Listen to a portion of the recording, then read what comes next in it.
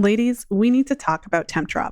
Tempdrop gives you everything you need to effortlessly track your fertility. Wear the Tempdrop sensor while you sleep for accurate temperature readings without the stress of early morning wake-ups. Tempdrop's accompanying app enables you to chart an array of symptoms alongside your temperature, including cervical mucus and OPKs. Combine these fertility signs all in one place to identify your fertile window and confirm ovulation. Whether you're trying to conceive, avoiding pregnancy, or want to chart for health reasons, Tempdrop makes fertility awareness accessible to all women, even if you don't have regular cycles or sleeping patterns. Head over to fertilityfriday.com/Tempdrop and use coupon code FertilityFriday at checkout for 10% off your order. That's fertilityfriday.com/Tempdrop. This is the Fertility Friday podcast, episode number 372.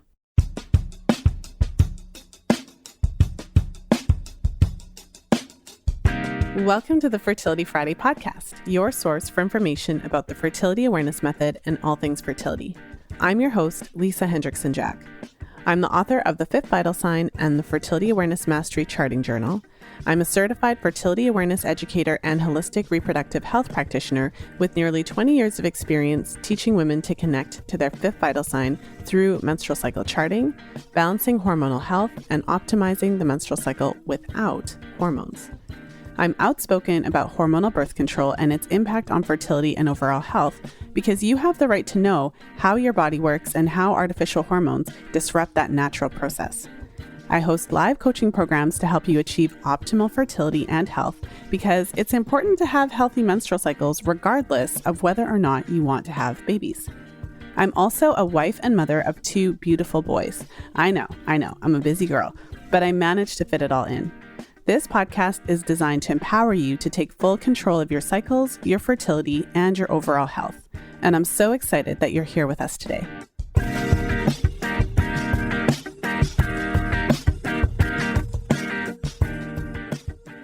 Today I'm sharing my podcast interview with Russo, and she came on the podcast today to talk to us about her experience with fertility challenges. And so I'll go ahead and read her bio. Brett was born and raised in New Jersey, and I love her. I mean, I hear an accent because I'm Canadian, so you'll love her New Jersey accent. She graduated with a degree in business management from Bucknell University, where she also met her future husband. After graduation, Brett found her passion working beside her twin brother and father for her family's printing company, of which she is now the chief executive officer. She married her husband in 2015, and together they fought the hardest battle of their lives with their journey through IVF. And Brett lives in New Jersey with her husband and their 2 sons. Brett is also the author of her new book, The Underwear in My Shoe, My Journey Through IVF. So be sure to tune in till the end where Brett shares where the inspiration for that title came through. And so in today's episode, we really dive into Brett's journey with IVF, and I think that you'll find her experience to be really compelling. So with that said, let's go ahead and jump into today's episode.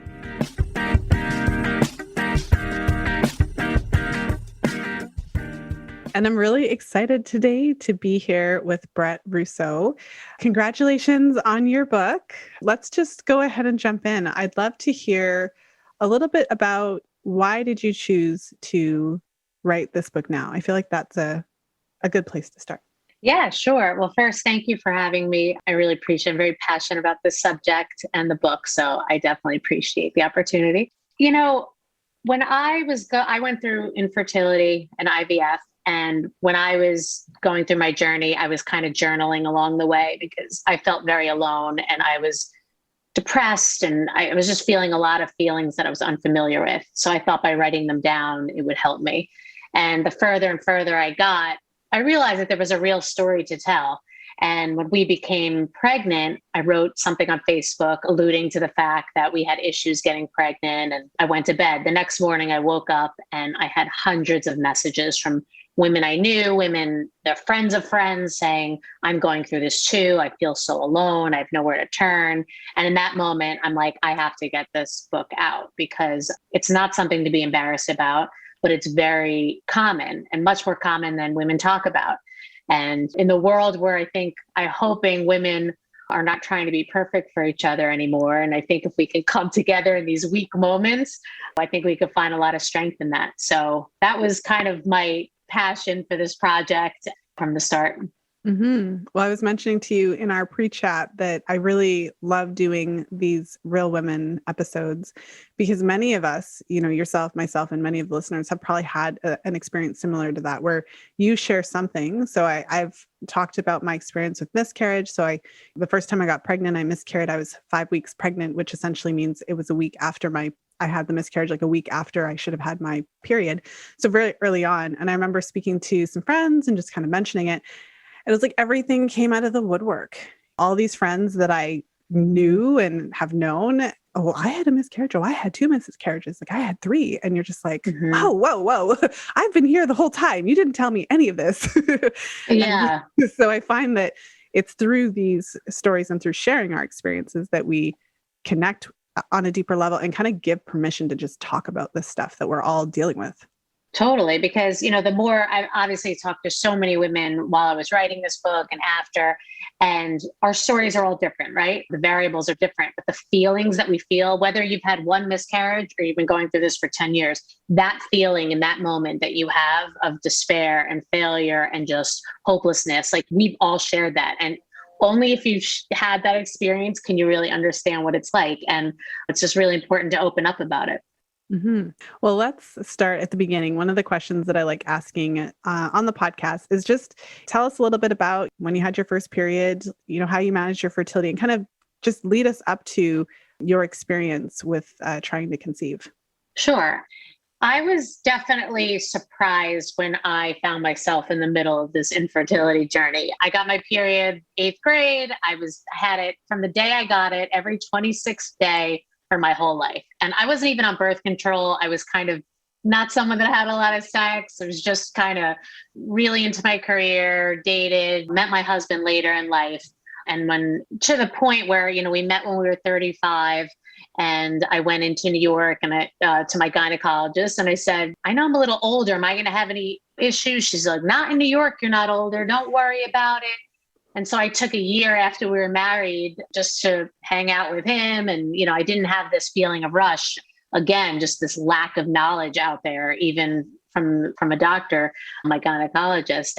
So we started trying. And the more we tried, it just wasn't working. And I found myself almost a year in and I was devastating. I never thought I would have an issue. I'm very healthy. I was athletic, all these things you think are going to be things that help you. But what I've learned through the process is you have no idea, you could have 50-year-olds having babies and you could have 25-year-olds that are having trouble. It's all where you are in your cycle. And there's tons of data and statistics to help you along your journey. But at the end of the day, everyone's cycle is different. And in my situation, I was just late to the game and it was hard to find the good eggs. So that's what happened with me. Well, let's dive into that a little bit more. So could you share a little bit about how long did it take you and tell us a little bit about your journey? Did you actually start charting and tracking? And if so, was that stressful for you or was it helpful? Let us know a little bit about how that went for you. In the beginning, I started trying to track my ovulation and all that because I wanted to make sure I was actually doing it right, doing it at the right time. As my dad would say, are you sure you guys are doing it right? Yeah, no, I'm sure. I think so. I don't know. I don't know if I want to talk to you about this. And it is true, sometimes people have trouble with their ovulation and they're counting wrong, but I did the sticks and I did everything. And then once I realized that wasn't working, we went to see an IVF specialist in the city. What they did was, we did a series of IUIs, which is, I'm sure your listeners know, but it's essentially a baster of your husband's sperm or your partner's sperm. They baste it up you when it's time, and they hope that little extra help will get you pregnant. It didn't work for me, and we found ourselves having to do full-blown IVF. We did 5 rounds. Unfortunately, only 1 round, we ended up with 2 embryos. And the part of the journey that was most devastating for me was that I knew nothing about IVF. So I kind of thought, all right, I'm going to do 1 round, get all the eggs. It's going to be easy. And that will be it. And when I realized that there was all of these steps where the eggs have to mature and they have to fertilize and they have to be genetically tested and all these stages that you lost eggs along the way. And I remember my first round, I thought I was going to get like 30 eggs. Like that's what people said. And I got like 4. And I'm like, wait, what? What is happening? Like even IVF isn't working for me. And that's when I started to get like deeper and deeper into this like darkness because it was hard. Knew no one around me that went through this. And I was upended. I had no idea that I would end up in this situation. And it was scary. Yeah. I mean, yeah. No one really prepares you. I think it's really interesting that you mentioned that and see, this is something I hear a lot in different contexts because it's exactly what you said. Every woman's experience is different, but there's so many kind of common threads. But so many women, when they're getting married, when they're getting ready to start trying, they kind of have it on their mind. You go to your doctor because it's kind of been like, I've been on this earth for a couple decades now, and I've never really tried out the merchandise here. I've never really tried to have a baby. And so you kind of go. And I've spoken to countless women who, maybe they're on birth control, so a different experience and like, should I come off? Those kinds of things. And often they're just hearing no, it's fine. When you're ready, just come off of it. You'll get pregnant. And in your case, your doctor was like, no, you're good. And and so, I mean, I think that there's this kind of weird thing in medicine where it's on the one hand, it's like they don't want to fearmonger, but on the other hand, like that's kind of all they do. But on the one hand, they don't want to fearmonger in the sense of like, they don't want to like freak you out about the possibility of birth control changing your cycle or the possibility that aging could affect your fertility. But aging can affect your fertility. And there is a difference between trying to conceive when you're in your late 30s, early 40s, and when you're in your early 20s. It doesn't guarantee, like you said, a conception in your early 20s, but these are real things that we should know about. So if you could even look at that situation with your doctor, knowing all of that now, what would you have rather her said? Like looking back, like what could that doctor have said to actually kind of prepare you or adequately educate you about the situation? Well, there's 2 things. One, earlier on, I wish that there was more talk about freezing your eggs. I know that moving forward, I think more and more women are going to start doing it because I do think that women are getting married a little later, or some of them are, and starting families later. And I do believe that that's going to be hopefully more of the norm, even in terms of like insurance coverages and things like that. I know my mom was telling me for my whole life saying, freeze your eggs. And I'm like, no, I'm fine, I'm living the life. I don't need to. But you never know. You always think you're going to meet someone around the corner. It's going to be time for you early. And maybe it will be. And that's amazing. But if you end up waiting and for whatever reason, you want to at least be prepped. So I think that's way earlier. When I saw my gynecologist later, I wish she would have said to me, listen, let me just show you some statistics. I don't mean to freak you out, but at 35, the quality of your eggs goes down by, I think it's like 60% or 70 or 50 or 60%. That means half of your eggs are not going to be genetically viable. And as you reach 38, that goes down even more to about 30%. And so, there's science here saying the older you get, your eggs are going to be viable for a pregnancy. And I wish I would have known that. At 35, I thought I was doing the right thing by going to a gynecologist and saying, am I going to have a problem here? And she gave me the impression that I had all the time in the world. I wish she didn't, because I probably would have started earlier. I wouldn't have taken that year off. Not to say that I wouldn't have issues anyway at that point if a year would have made a difference. But it definitely would have made me sleep a little easier at night. And I think it's important for gynecologists to talk through right when they're giving out birth control, when they're talking about anything with your health, say, listen, this is the realities of it, not to scare you. I'm sure there's amazing tactics and ways just information, you're so hungry for information. I remember sitting at that first infertility appointment and she was going through these slides and I couldn't believe it. I said, I've Googled the most ridiculous things and I never even thought to Google this, your quality of your eggs. I knew nothing about it. Nothing. I was mad at myself for not knowing, but it just never came up in my life, or it should have been normal in conversations earlier, without a doubt. And I hope that that's where things are going. I think women are speaking out a lot more about infertility. I think we have a way further way to go, but hopefully that will change. Well, so what's interesting, and this is a pretty significant trend, a pretty significant just how it goes, but when women find themselves in a similar situation where they've been trying to conceive and it's not happening, there does seem to be this push within our medical system to go straight to all of these procedures. So you mentioned, so I'm curious, like, how long were you and your husband actually kind of trying the birds and bees kind of thing before your doctor recommended the Clomid, or you didn't say Clomid, you said IUIs, but before I did do Clomid though. Yeah. So basically it depends on who you are, right? I mean, I was 37. They wanted you to wait 6 months naturally. I think if you're under a certain age, maybe under 35, they want you to wait a whole year. So you were recommended IUI after 6 months of trying, essentially?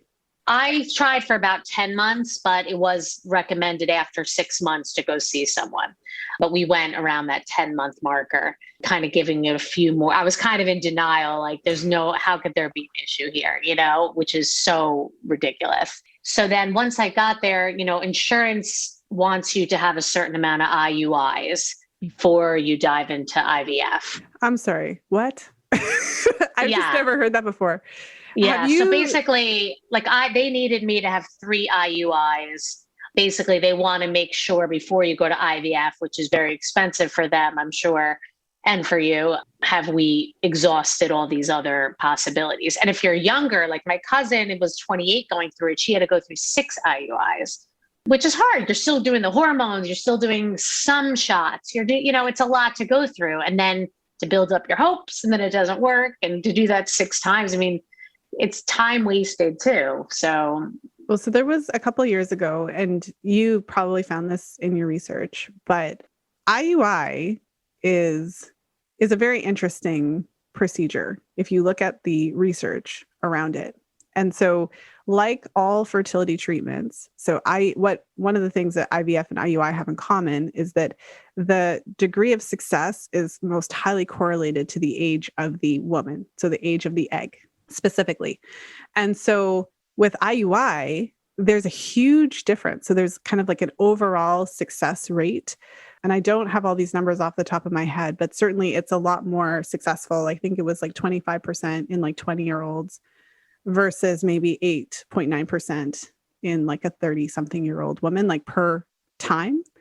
Okay. So there's studies that look at all of that, and there's studies that look at the birth rates, and there's studies that look at the live birth rates or the pregnancy rate versus the live birth rate and all those things. But my point, the bottom line is that overall, if you are in your mid-30s, the chance of IUI working is not 50%. It's closer to 10%, depending on the age you are. And it goes down. It's not even that much more than sex. Well, yeah. And then in terms of this insurance requirement to have 6 rounds, there was a study that I looked at where, so you would think that the more times you do it, the more likely it would be to work. But there are people who are just resistant to Clomid, like 25% of women just don't respond to it at all.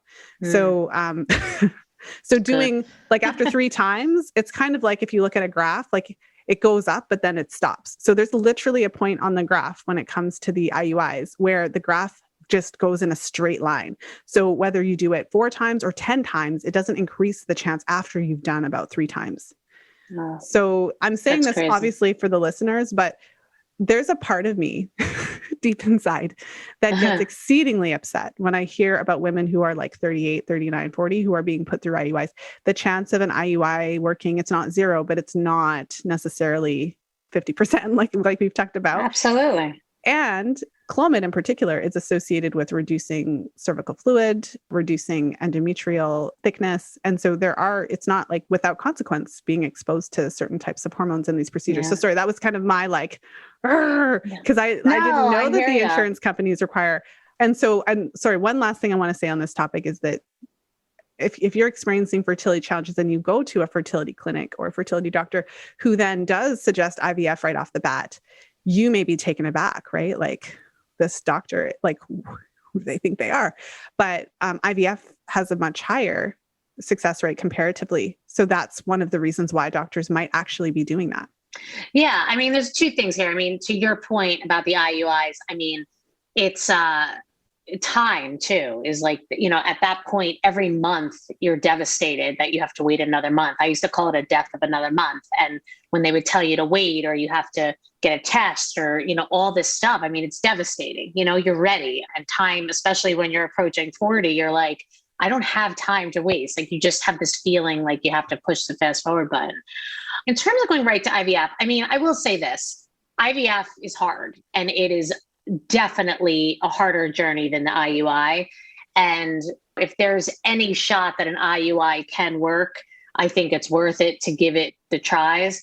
To your point, though, I mean, to look at the statistics and know that at a certain age, maybe this isn't the best, route, because at the end of the day, you still have to get a viable or genetically viable egg. And that's the problem. That's why you have more miscarriages when you're older, because more of your eggs, that would have never been a baby. That was just a baby that made it through. It's a miscarriage for the most part. A lot of times is your body doing exactly what it's supposed to do. It's an embryo that didn't have the right amount of chromosomes. It has to be, the chromosomes in the sperm have to match the number of chromosomes in the egg.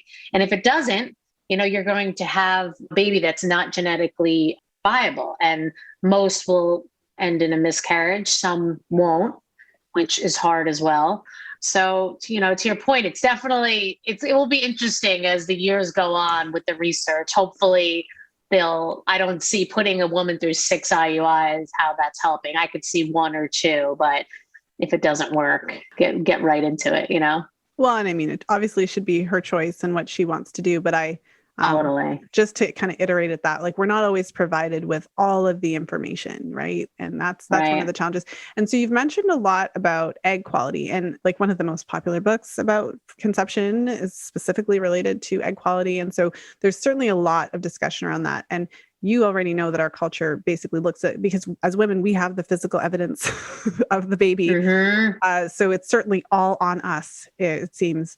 And we're the ones that do all these procedures and et cetera. So from that perspective, then I'm sure your husband was investigated and all of that. And I know that most of the fertility clients I've worked with, their doctor told them that their partners were fine, whatever that means. So just if you have any thoughts on that, because certainly this situation, the experience is very focused on women. And you mentioned, if the egg quality isn't the greatest, then certainly it can increase the chance of chromosomal abnormalities. And absolutely, the rate of miscarriage is significantly higher for women in their early 40s. It's about 50% when you're in your early 40s. 1 out of 2 pregnancies ends in miscarriage, which is a terrifying number. But for women who are in their early 40s trying to conceive, it can be helpful to understand that, so you're not blaming yourself for the miscarriage. Exactly. When you understand that that's kind of the territory that you're in. But not everyone considers that if your partner's sperm quality is not up to par, or if he has chromosomal abnormalities or DNA damage in his sperm, that it could also contribute to your chance of miscarrying. So you're miscarrying thinking it's my eggs, but it's a combination of yours and his. Absolutely. And I've talked to so many people. I think issues with sperm is a lot more common than people know. And I know that they do a lot of extensive testing to make sure that they want to get to the root of the problem. I mean, you could have a situation. I have a friend of mine who she was trying for 3 years, not realizing that her husband's sperm was, I don't know the exact numbers, but it was like essentially not able to be fertilized. So he had to go through all kinds of stuff where they had to actually find the right sperm and be able to fertilize it with her eggs. So she probably would have never gotten pregnant without IVF. So, the sooner you can get to a doctor and get the tests done, even if you're not going to do IVF right away, just to know what's going on. If you're 20, your eggs are 20 years old. If you're 40, your eggs are 40-year-olds. So through time, your body's going to naturally kind of, with your period, shed eggs that are good, right? And they're just going to, the older they get, the more something can happen to them. They can get damaged. They're older. They could get mutated. All kinds of stuff. And your reserve gets lower. So in terms of your general health, it's obviously better not to do drugs, not to do any of that stuff, because the egg quality isn't the only thing at play here. I mean, your body your reproductive system has to be working together. Of course, your own health plays a huge role in that, but it was interesting to know how it doesn't play as much as a role as you would think it would. Like I kind of came in being like, I'm healthy, it's going to be great, blah, blah, blah. And the guy's like, yeah, I don't know if it's going to change your egg quality necessarily, but it's a good thing for getting pregnant and transfers and all that stuff for sure. But it's just all this stuff that when you're going through it, you just feel like it's unfair. It's unfair. You feel like a failure, but you shouldn't feel like a failure because there's probably nothing you did to get yourself in this situation. It's just is what it is. And you have to do your research and kind of put your big girl panties on and just ride it out. And I talk a lot about in the book, and I think the purpose of writing this book was to let women know that you're not alone out there. I felt alone, and it's hard enough to go through it. But when you feel like you're the only one on earth going through this, it's a very interesting thing in fertility. It's not something that people talk about. You know, if there's a death in your family or if someone has a cancer diagnosis, people talk about that stuff. They write it on Facebook, they get support. There is a lot of reading material out there on it. And I think with infertility, you hide behind it because you feel like a failure and you don't want to open up about it. And you got to get it out. Like I always say, you got to get the gook out. It may not be your closest friend. Make sure, someone told me once, be your own bouncer. Be around people that make you feel better. You know, people are going to try to make you feel better. They're going to give you advice, or they're going to tell you about their friend that went through it. But it's hard to take advice from people that haven't been through it. And it's okay to go where it feels good. There's a lot of fertility groups out there that are really helpful, and online groups. And even with this book, like I wanted to be someone's friend going through this. Like, listen, you went through this crazy thing happened. That's me. And a lot of feedback I'm getting is like, I feel like you're living my life. And for whatever reason, it just feels good to know that you have a buddy going through it too. And in anything in life, right? Well, and you mentioned that it took 5 rounds of IVF. You know, do you want to talk a little bit about that? And how long did it take? Like with this process, when you and your husband were going through it, from when you started the IVF process? Mine was fast because I was crazy about it. I was like, let's go again. Let's go again. Let's go again. So the entire process was probably a few years, maybe 2 years with full blown IVF, but I never conceived. So a lot of times if someone has a miscarriage, you have to wait, you may have to wait a few months, or if you have to have a surgery of some sort, you have to wait a few months. So there are a lot of setbacks that take time. And that's on a big component of the genetic testing, because you don't want to go through a whole round of IVF only to realize they transferred an egg that wasn't genetically viable. So, because those are all time wasters. And I talk about that a lot in the book too. Like time is just such a precious thing at this moment when you're going through it. And it's something that kind of haunts you. So yeah, so for us, it was a few years. I mean, between a year of trying and about 2 years of infertility, it was about a 3-year process, which isn't a ton of time, but I know women that have gone through it years and years and years. And even if you've only been through it a few months, it doesn't mean it's less devastating. So it's across the board. One of the things I find, and I always comment on though, is that we tend to minimize our own experiences.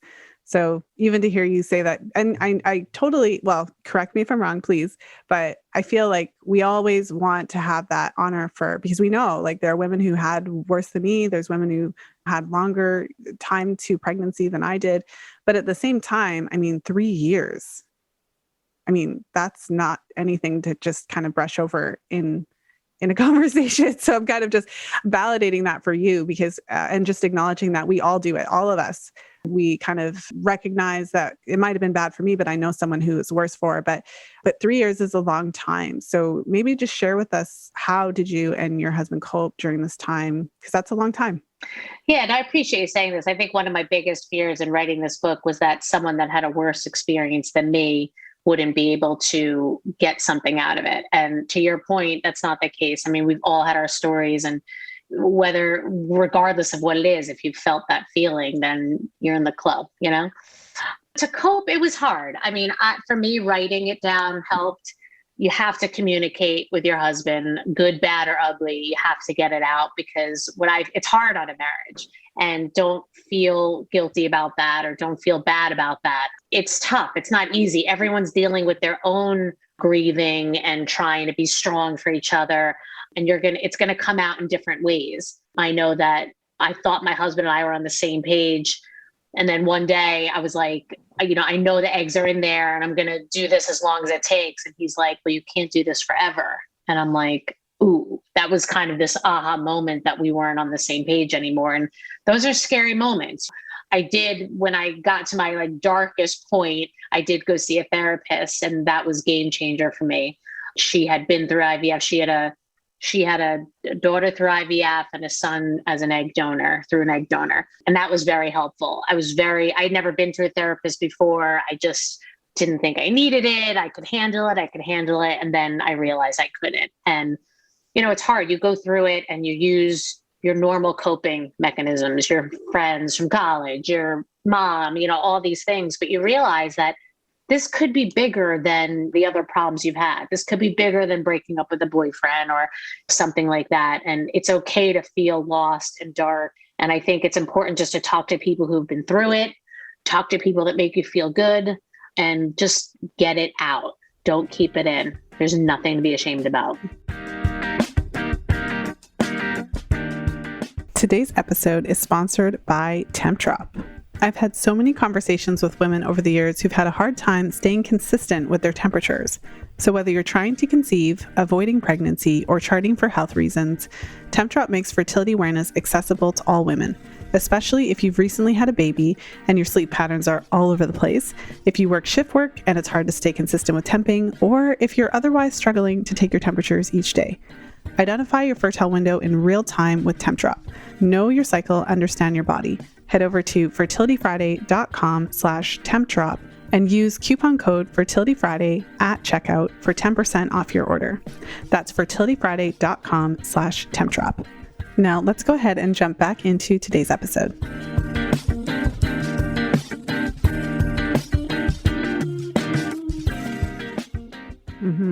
Well, I appreciate you sharing that, because ultimately, going through, especially over the duration of time, I'll stand by my statement of no, I'm not going to accept only 3 years because that's a long, 3 years is 3 years. If you have a 3-year-old child and you see how much they grow in a 3-year period, right? Yeah, certainly that is a big deal.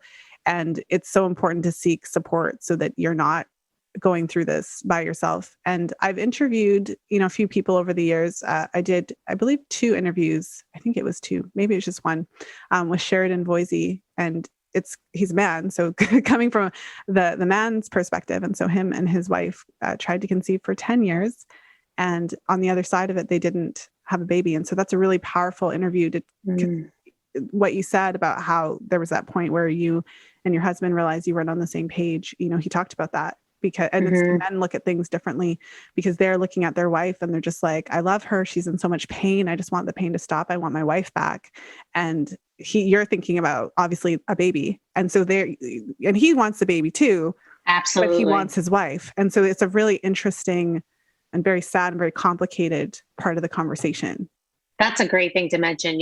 I remember at one point, I think it was after one of our rounds, and he was like, this is hard. And I'm like, I know it's hard. And he's like, no, it's hard for me to see you like this. And it never crossed my mind that he was hurting when I was hurting. And, it's true. It's definitely with men and women, we deal with things in different ways, and the men are going through it too. And it's hard to remember that. Even when you were talking about your interview, I think a very important thing for me to learn, and there's no pressure on anyone going through their journey in a timeline for this, but it's okay to change your ending. I think the hardest part with infertility is the death of having the vision that you dreamed up from when you were small. I'm going to meet a guy, I'm going to have a baby, and everything's going to go exactly how I want.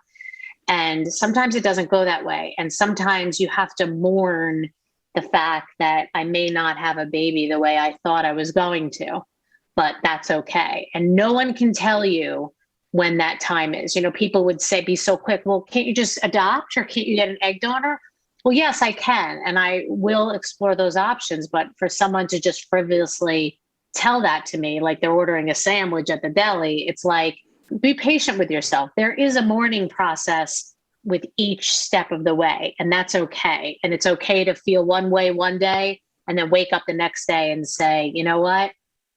I'm done with the needles and I'm ready, and whatever that means. And that's okay. And I remember saying to myself, and I go into this in the book a lot, people that I met along the way that went through this helped me get more comfortable with other endings that were not what I anticipated. And that's an important place to get, but don't for a second think that you need to get there. You'll get there if you need to, and you'll get there if you want to.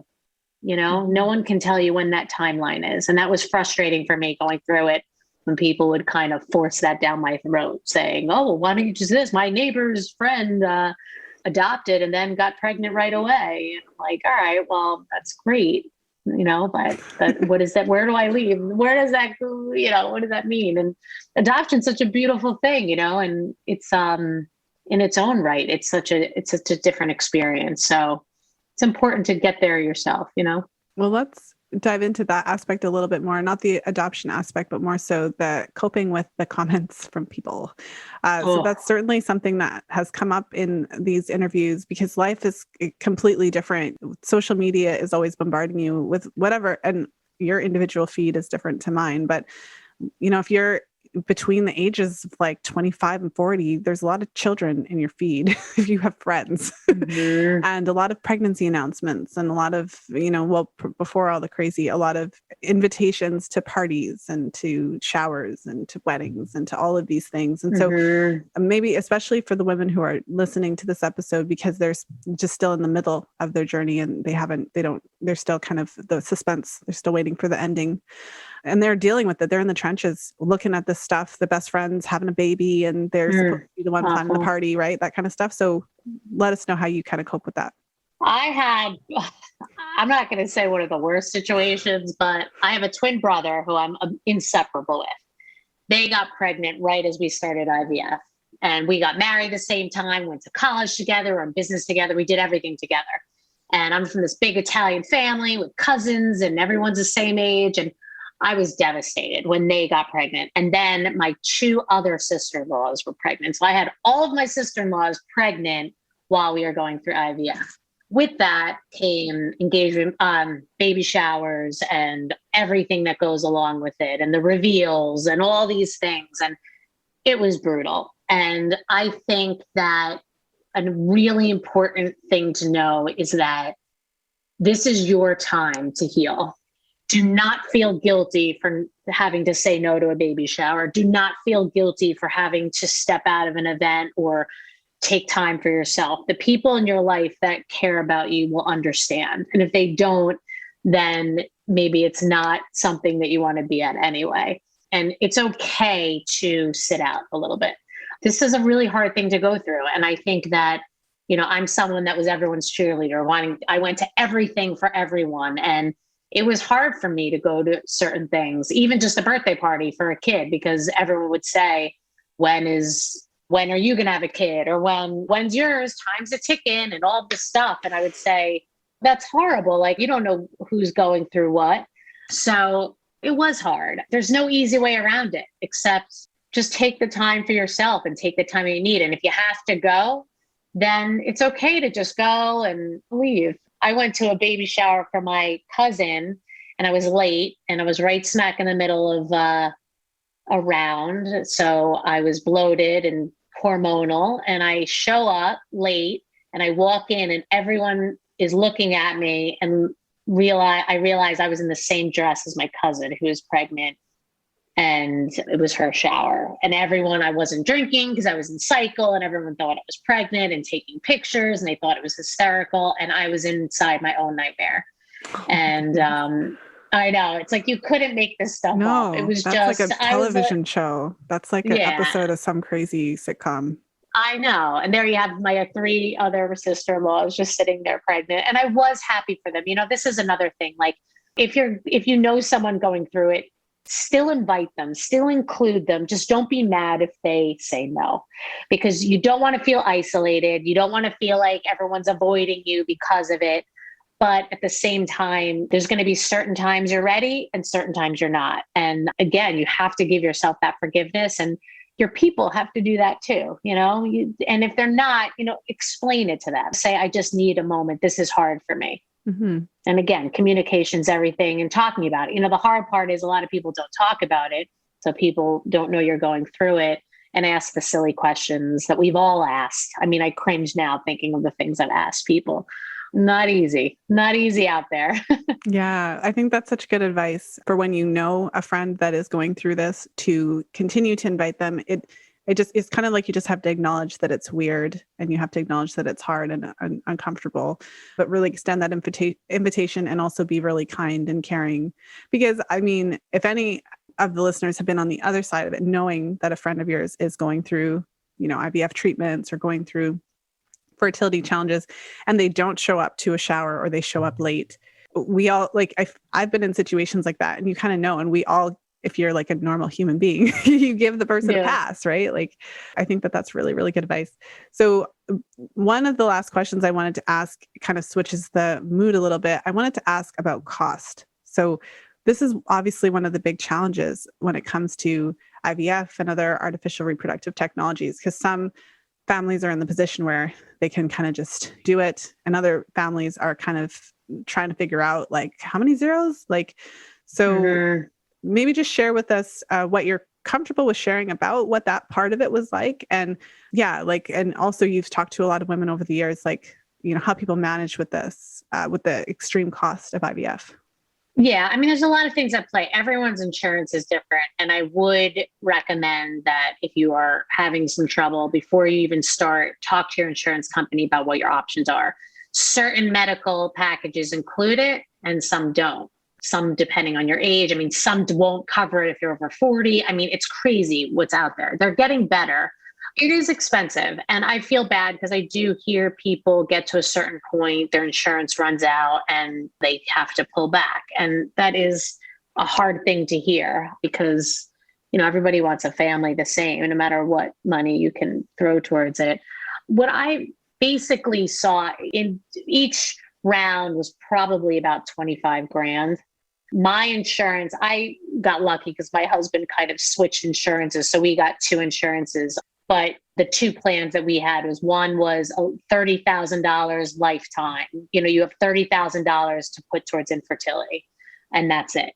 The other one was 3 rounds of IUI and 2 rounds of IVF. So every insurance company is different. That's obviously not enough. I mean, I had 5 rounds and that barely covered 3 of them. It's hard. It's not, I'm hoping that insurance is getting a little better. And as we move forward and it's more common, I hope that they'll cover more, but it's definitely worth researching because you can make some rookie mistakes early on. If you have only $30,000 to work with, you may not want to waste too much time on certain procedures, and you may want to just talk through. And the infertility clinics will talk to your insurance companies. They're fabulous about it. At least I went to RMA, they were fabulous about it, and they'll help you figure out what your options are and what you can afford. So the resources out there, but it's not easy. Okay, well, it's stressful. Well, thank you for sharing. That's really puts it into perspective. I mean, it's just a complicated field. I think, though, everyone appreciates that it costs a lot of money, right? Mm-hmm. So one last question. So in your personal experience, you were working with doctors and specialists and IVF doctors. At any point, did you seek alternative care? Was that ever part of your experience, or was that kind of just stick to the doctors?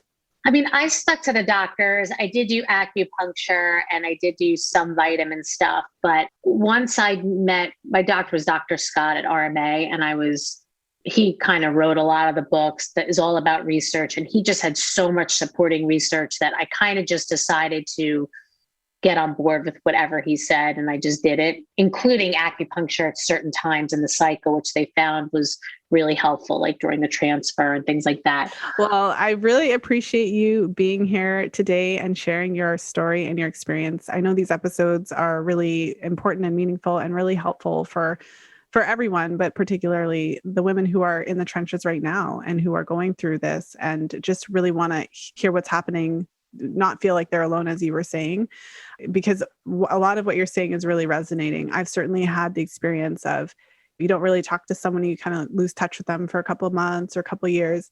And then kind of out of the woodwork, it's like, yeah, we were trying to conceive for 3 years. We had like 5 miscarriages and now we're, you know what I mean? Like you just have no idea what people are dealing with behind the scenes. And this is one of those situations where you don't always hear about it. So I really appreciate you shedding some light, bringing some light and also some hope for women who are experiencing it. So with that said, I would love to hear, like, if you would share about the book, the name of the book, where we can buy the book, if you have your website, like where can we find you, if you're on social, like all the places and all the things. Yeah. So the book is called The Underwear in My Shoe, and you can find it on Amazon. It's probably the easiest place to find it. And my Instagram is brusso18. So I also have a website, brett-russo.com, but you can find me on Instagram, probably the easiest. And just one last note that, I wanted to tell women out there, you're not alone. And I know that especially if you're right smack in the middle of it, you feel that you're in this most hopeless spot of your life, but just keep fighting and know that if you want to be a mother someday, you will somehow. You don't know what that story is going to be like or how it's going to end, but if you want to be a mother someday, you will be. So hang in there. You are definitely not alone. Okay, well, thank you for that. But I have to ask one more question. So please explain the title, The Underwear in Your Shoe. So, when I started to go, when you go through IVF, you go to the doctor like every few days, and I just come in, I would take my underwear off, put it in my shoe and sit on the table. And I found myself just staring at my underwear in my shoe all the time. And so many things became, and you'll see it in the book, so many themes about just being a woman and feeling like gross and wanting to feel sexy. And I would always fixate on my underwear, what you wear, why'd you wear that pair, all this stuff like that. So that's kind of where it came from. That is amazing. I'm sure there's women who are unfortunately or fortunately relating to that exact experience. Well, thank you so much for being here, Brett. This was great. Yeah, great. Thanks again for having me. Thank you for listening. If you enjoyed today's show, please share it with a friend. You'll find the show notes page for today's episode over at fertilityfriday.com/372. I hope that you enjoyed today's episode with Brett. I feel like this episode is really important. There's so many important nuggets. And I think one of the themes that Brett really emphasized is that, you're not alone, and to really normalize how common it is, unfortunately, how many couples are going through fertility challenges. And even her experience of sharing what she had been through and then having, hundreds of comments and all kinds of people messaging her and talking to her about their own experiences, I feel really speaks to how prevalent and common this is, and also how isolating it can be. And certainly in today's episode, it really highlights that experience of going through the medical model of health and care. And so I think, especially for this podcast, when so much of it is focused on menstrual cycle health and looking at alternatives and forming that team and having individuals on your team, of course, you need your doctor and you need your fertility specialist, but you may also need, a naturopathic doctor or a functional medicine doctor or somebody who can look at any underlying issues that could be at play. Certainly, one of the main focuses seemed to be on Brett's eggs specifically. And so one of the things that I've talked about, especially if you're a longtime listener, is just the tendency for our medical model to really focus everything on the woman. And certainly there's reason for that. And there's a lot of validity to just understanding how our fertility works. That's something that I feel really passionate and strongly about. And beyond just understanding how the menstrual cycle works, but understanding overall how our fertility changes with age, why it is that fertility starts to decline when we're in our mid to late 30s. Not to be discouraging or not to say that pregnancy can't happen, but to really understand that this is a real thing. When you're 40 years old, it's not the same as when you're 20 in terms of conception. And part of the reason it's not the same is because your partner is not always, but often not 20 either. All the clients that I've worked with over the years who are struggling with fertility challenges, pretty much, unless there's a really severe issue with her partner's sperm quality, it's really common for them to be told that everything's fine. And so if you're struggling with fertility challenges yourself, and that's why you tune into today's episode, I would certainly encourage you, if your doctor has told you everything's great and fine and hasn't necessarily printed out the form and gone through it with you line by line so that you can really understand what the results mean, then ask for the results so that you have them. Make sure you have a folder with all of the tests that you ever have when you're struggling with any health issue. You should always have all of the results yourself, whether it's a folder on your computer or whether it's a literal folder in your house. But certainly, I think it's important to consider always getting a second opinion. So talking, if you are working with a functional medicine doctor, talk about your partner's sperm, bring in the results, and just find out if there's anything else that you can do, anything else that can be done. Because the most common word that I hear when I work with my clients is oh, he's fine, everything is fine. And what you'll always hear from me is there's no man alive that's so, quote, fine, that he couldn't benefit from a multivitamin or something like that. So one of the things that I talk about a lot on the podcast is preconception care and that whole concept of taking time, both you and your partner. If you have the time, 6 to 12 months before you are ready to conceive, to really focus on that. It doesn't necessarily guarantee anything. Nothing really guarantees anything. Even IVF doesn't guarantee anything. But certainly anything that you do in that preconception phase or anything that you do to improve overall egg or sperm quality or things like that, even if you have to go to an artificial reproductive technology later on, all it can do is improve the overall chances of it working and that your baby will be really healthy. Tons to think about. And one last comment that I want to make when it comes to preserving your fertility, I feel like it's important to acknowledge that from the medical perspective, the only option that's presented for preserving your fertility is essentially freezing your eggs. And so I know when I was 20, I didn't have 20 grand to freeze my eggs. And certainly it would never have occurred to me to do that. So not to say that it's a bad idea or it's a good idea, but also it's helpful to have kind of a rounded conversation. So generally speaking, what are some things we can do to preserve our fertility? Well, we can't turn back the age of the clocks of time. As women, if we're 40, our eggs are also 40. We can do a lot to improve our overall quality within that 40-year-old age range, but we can't at 40 do anything to make our eggs the same as they would have been when they were 20. It's just how it works. But one of the things I talk about a lot and that I shared in the fifth vital sign is just that idea of really starting to pay attention to your cycles. That's a really helpful indicator just to know if your cycles are healthy and beyond just when your period comes, right? So when, look at the whole cycle and look at the parameters to see if they're in line. And also take a peek at your pill use. So if you're edging towards your late 20s and early 30s and you're still using hormonal contraceptives, just be really aware that there is a temporary period of subfertility. And if you did have some issues potentially, and that's why you're on the pill, that the pill can mask some of those issues. So if you're planning to conceive in the future, if you have the ability to get off the pill a year or two before you're really ready to start trying, that can give time for your cycle to normalize. And also if there's anything that needs to be fixed, or anything that needs to be improved, you have some time to do that before the pressure's on when you're trying to conceive. So with that said, I hope you have a wonderful weekend whenever you're tuning into the podcast. And of course, as always, until next time, be well and happy charting.